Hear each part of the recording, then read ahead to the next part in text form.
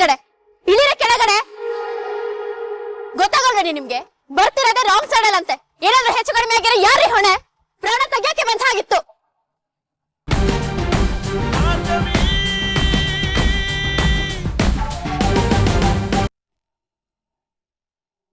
Madam ಏನೋ ಮಾತಾಡ್ಬೇಕಂತ ಕರ್ಸಿದ್ರಿ, ಏನ್ ವಿಷಯ ಮೇಡಮ್? ಹೇಳ್ತೀನಿ. ಆ ಜಂಕ್ಷನ್ ಕಾಣಿಸ್ತಾ ಇದೆಯಾ? ಕಾಣಿಸ್ತಾ ಇದೆ ಮೇಡಮ್. ಅಂತ ಜಾಗದಲ್ಲಿ ಸ್ವಲ್ಪ ನಿಧಾನವಾಗಿ ಹೋಗ್ಬೇಕು. ಅಪ್ಪಿ ತಪ್ಪಿ ಯಾರಿಗಾದ್ರೂ ಗುದ್ದಿದ್ರೆ ಅವ್ರ ಕತೆ ಫಿನಿಶ್. ಇನ್ನೇನ್ ಸ್ವಲ್ಪ ಹೊತ್ತಲ್ಲೇ ಕರಿ ಕೋಟ್ ಹಾಕೊಂಡ್ ಬಂದ್ ಹುಡ್ಗಿ, ಅವಳ ಹಿಂದೆ ಮತ್ತೊಬ್ಳು ಹುಡ್ಗಿ ಸ್ಕೂಟ್ರಲ್ಲಿ ಬರ್ತಾರೆ. ಅವ್ರ ಜೊತೆ ಮಾತಾಡ್ದಕ್ಕಂತ ಬಂದ್ರ ಮೇಡಮ್? ಮಾತಾಡಕ್ಕಲ್ಲ, ನೀನ್ ಅವ್ರ ಮೇಲೆ ಗಾಡಿ ಹತ್ತಿಸ್ಬೇಕು.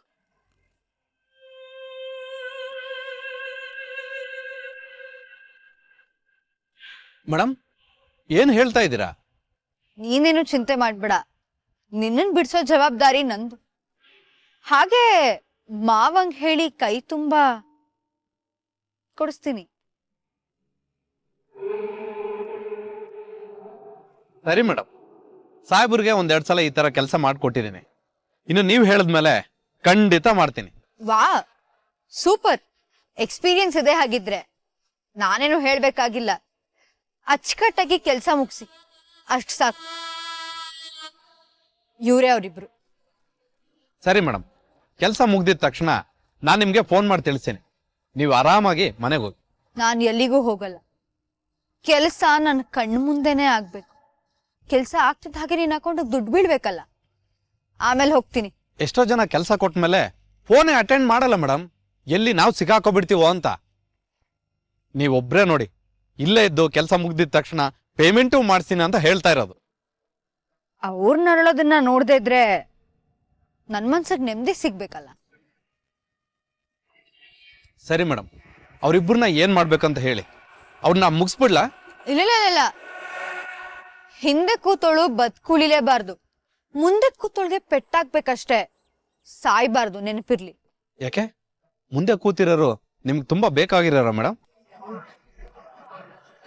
ಈಗ ಸದ್ಯಕ್ಕೆ ಹಿಂದಿರೋಳ್ ಪ್ರಾಣ ಹೋದ್ರೆ ನನ್ನ ಕೆಲ್ಸ ಸಲೀಸಾಗತ್ತೆ. ಸುಮ್ನೆ ಯಾಕೆ ಮತ್ತೊಂದು ಪ್ರಾಣನ ಇಷ್ಟು ಸಲೀಸಾಗಿ ತೆಗಿಯೋದು? ಮುಂದೆ ಅವಳನ್ನ ಮುಗಿಸ್ಬೇಕಾದ್ರೂ ನಿಮಗೆ ಹೇಳ್ತೀನಿ.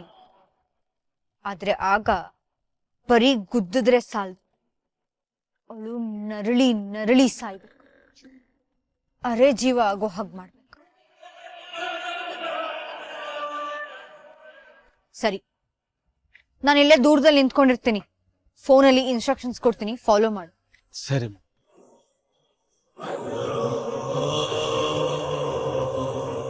ಕೆಲಸ ನೀಟಾಗಿ ಆಗ್ಬೇಕು, ನೆನಪಿರ್ಲಿ. ಸರಿ ಮೇಡಮ್.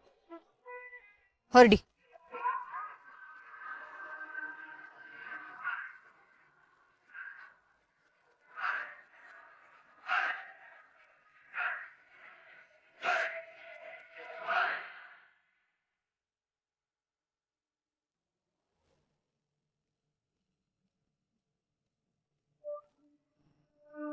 ರಿತು, ಒಬ್ಳೆ ಬಂದ್ಯಾ?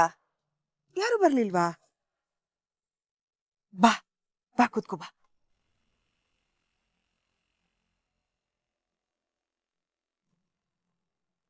ಏನಾಯ್ತು ರಿತು? ಯಾಕಮ್ಮ ಸಪ್ಗಿದ್ಯಾ?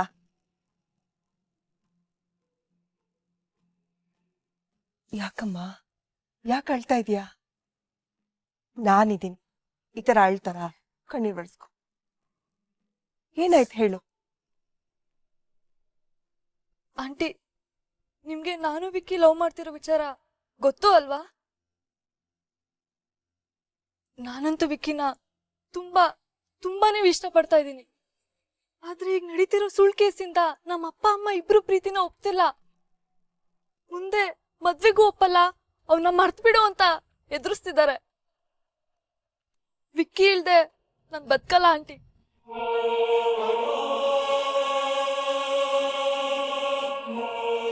ನಿಂಗಿದು ಸುಳ್ಳು ಕೇಸು ಅಂತ ಹೇಗ್ ಗೊತ್ತು?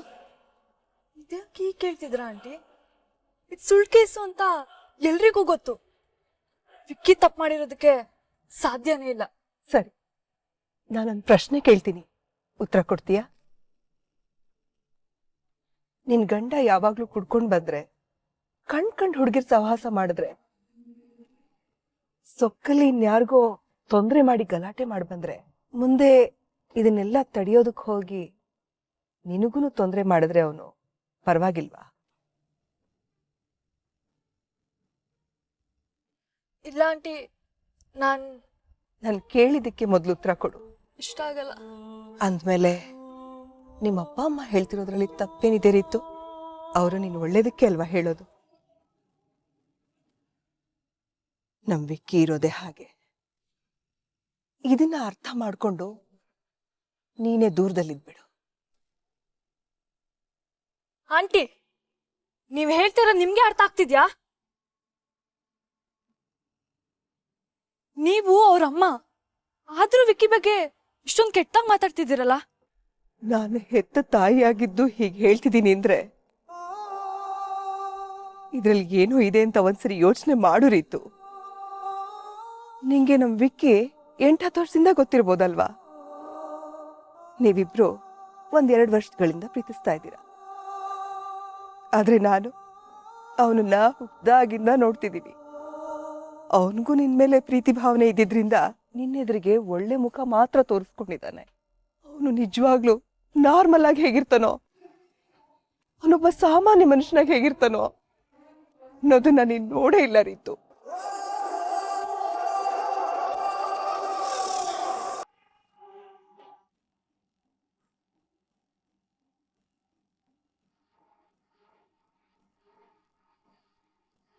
ಇಳಿರೆ ಕೆಳಗಡೆ, ಇಳಿರೆ ಕೆಳಗಡೆ.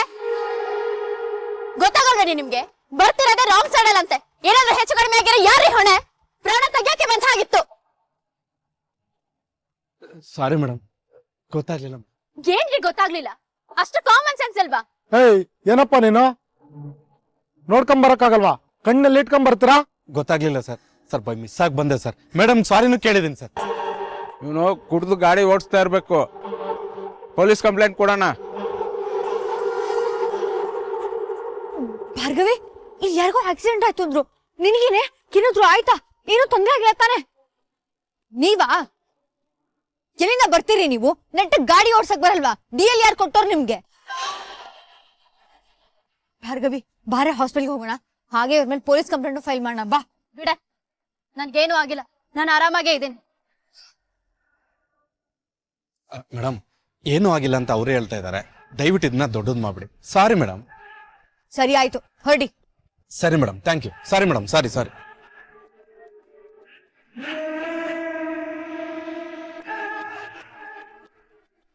ಭಾರ್ಗವಿ, ಆದ್ರೂ ಒಂದ್ಸಲ ಹಾಸ್ಪಿಟಲ್ಗೆ ಹೋಗೋಣ ಬಾರೆ. ಯಾಕೆ ಸುಮ್ನೆ ರಿಸ್ಕು? ಏನು ಬೇಕಾಗಿಲ್ಲ, ನಾನು ಆರಾಮಾಗೇ ಇದ್ದೀನಿ. ಅದ್ ಸರಿ, ನೀನೇನಿಲ್ಲಿ? ನೀನ್ ಯಾಕೆ ಈ ಕಡೆ ಬಂದೆ? ಹೇಳಕ್ ಮರ್ತೆ ನೋಡು. ಅದು ಅಪ್ಪಂಗೇನೋ ಹುಷಾರಿಲ್ಲ, ಎದೆ ನೋವು ಅಂತ ಅಮ್ಮ ಕಾಲ್ ಮಾಡಿದ್ಲು. ಅದಕ್ಕೆ ಬಾರೆ ಮನೆಗೆ ಹೋಗಿ ನೋಡ್ಕೊಂಡು ಹೋಗೋಣ ಒಂದ್ಸಲ. ನಾನ್ ಇವಾಗಿನ್ನು ಮನೆಯಿಂದಾನೇ ಬರ್ತಾ ಇದ್ದೀನಿ. ಅದ್ ಹೇಗದು? ನಾನ್ ಹೊರಟಿನೋ 2 ನಿಮಿಷ ಆಗಿದೆ. ಅಷ್ಟ್ ಬೇಗ ನಿನ್ಗೆ ಅಮ್ಮ ಆಗ್ಲೇ ಕಾಲ್ ಮಾಡಿ ಅಪ್ಪಂಗೆ ಎದೇನೋ ಅಂತ ಹೇಳಿದ್ರ? ನಾನು ಅಪ್ಪಂಗೆ ಮಾತ್ರೆ ಕೊಟ್ಟು ಮಲಗ್ಸೇ ಬಂದಿದ್ದೀನಿ. ನನ್ ಹತ್ರನೇ ಸುಳ್ಳು ಹೇಳ್ಬೇಡ ನೀನು. ನಿನ್ನ ಮೋಸದಾಟದ ಪ್ರೋ ಮ್ಯಾಕ್ಸ್ ಲೆವೆಲ್ನು ನಾನು ನೋಡ್ಬಿಟ್ಟಿದ್ದೀನಿ ಕಣೆ. ಇಲ್ಲೇನ್ ನಡೀತಲ್ಲ, ಇದೆಲ್ಲ ನಿಂದೇ ಪ್ಲಾನು ಅಂತ ನೀನ ನೋಡಿದ ತಕ್ಷಣ ನನ್ಗೆ ಗೊತ್ತಾಗ್ಬಿಡ್ತು. ನೀನ್ ಬಣ್ಣದ ಮಾತನ್ನ ಕಂಡು ಹಿಡಿಯೋಕೆ ನನ್ಗೇನ್ ಜಾಸ್ತಿ ಟೈಮ್ ಬೇಕಾಗಲ್ಲ. ಭಾರ್ಗವಿ, ನಿತ್ಕೊಂಡು ನೀನ್ ಇವತ್ ಕೋರ್ಟ್ಗೆ ಹೋಗ್ಬಾರ್ದು. ನೋಡು, ನನಗ್ ಸುಮ್ನೆ ಹಿಂಸೆ ಮಾಡ್ಬೇಡ ಕಣೆ. ಆ ಕಡೆ ಹೋಗು.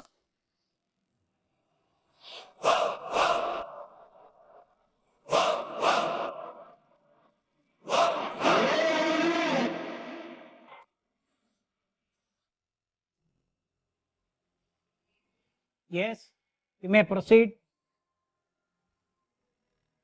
ಯುವರ್ ಆನರ್, ಅವತ್ತು ನಮ್ಮ criminal defence lawyer JP Patil ಅವರು ಸಬ್ ಇನ್ಸ್ಪೆಕ್ಟರ್ ವಿಜಯ್ ಕುಮಾರ್ ಅವ್ರ ಕಡೆಯಿಂದ ವಿಕ್ರಮ್ ಭೂಪತಿ ಅವ್ರು ಕೊಟ್ಟಿರೋ ಕಂಪ್ಲೇಂಟ್ ಕೇಸ್ ಕಾಪಿಯನ್ನ ಕೋರ್ಟ್ಗೆ ಸಬ್ಮಿಟ್ ಮಾಡಿದ್ರು. ಅದನ್ನ ಸ್ವಲ್ಪ ಆಳವಾಗಿ ಅಧ್ಯಯನ ಮಾಡ್ಲಿಕ್ಕೆ ನಾನು ಸ್ವಲ್ಪ ಕಾಲಾವಕಾಶವನ್ನ ಕೇಳಿದ್ದೆ. ಕಾಲನೇ ಎಲ್ಲದಕ್ಕೂ ಉತ್ತರ ಕೊಡುತ್ತೆ ಅನ್ನೋ ಹಾಗೆ ಈ ಕಾಲಾವಕಾಶ ನನಗೆ ತುಂಬಾನೇ ಹೆಲ್ಪ್ ಮಾಡಿದೆ your honour.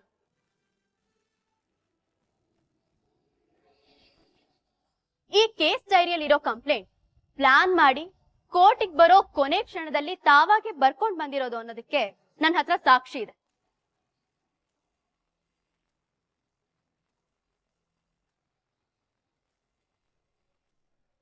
Objection your honour. Advocate Bhargavi Bhatkal ಅವರು ಈ ಕೇಸ್ ಡೈರಿ ಕಾಪಿನ ಎಲ್ಲಿಂದ ಪಡ್ಕೊಂಡ್ರು ಅಂತ ಕೇಳ್ಬೋದಾ? ಇನ್ಸ್ಪೆಕ್ಟರ್ ಪ್ರತಾಪ್ ಅವ್ರ ಹತ್ರ ಪಡ್ಕೊಂಡೆ. Note this point your honour. ನೋಡಿಮ್ಮ, ಕೋರ್ಟ್ ಪರ್ಮಿಷನ್ ಇಲ್ಲದೆ ನೀವೇ ಹಾಗೆ ಬೇಕಾದ ರೆಕಾರ್ಡ್ಸ್ ಎಲ್ಲ ಕಲೆಕ್ಟ್ ಮಾಡ್ಕೋಬಾರ್ದು. ಏನ್ರಿ ಇನ್ಸ್ಪೆಕ್ಟರ್ ಪ್ರತಾಪ್, ನಿಮಗೂ ಗೊತ್ತಾಗೋದಿಲ್ವೇನ್ರಿ? Sorry my lord.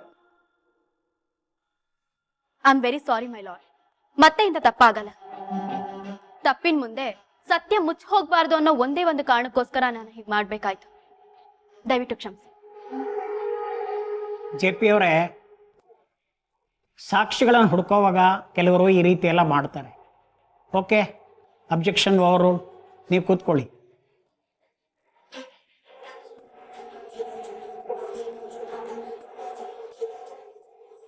S, you can continue. Thank you my lord. ಅವತ್ತು ಕೇಸ್ ಡೈರಿ ಕಾಪಿ ನೋಡಿ ನನಗೆ ಹಲವಾರು ಸಂದೇಹಗಳು ಉಟ್ಕೊಂಡಿದ್ವು.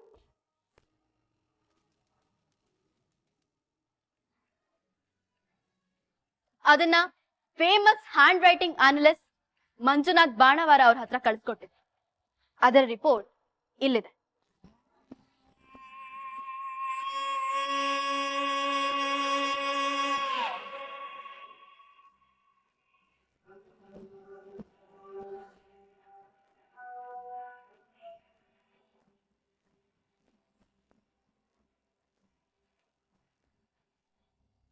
ಈ ಒಂದು ರಿಪೋರ್ಟ್ ಇಂದ ನನ್ನ ಕೆಲವು ಸಂದೇಹಗಳಿಗೆ ಪರಿಹಾರ ಸಿಕ್ಕಿದೆ. ಹಾಗೆ ನನಗೆ ಕೆಲವು ಗೊತ್ತಿಲ್ಲದಿರೋ ವಿಚಾರಗಳು ಕೂಡ ಗೊತ್ತಾಗಿದೆ. Objection your honour. J P ಅವರೇ, ಅವ್ರ ಪಾಯಿಂಟ್ಸನ್ನು ಕಂಪ್ಲೀಟ್ ಹೇಳಿದ ಮೇಲೆ ಆಮೇಲೆ ನಿಮ್ಮ ಪಾಯಿಂಟ್ಸನ್ನು ಹೇಳಿ. Objection over ruled.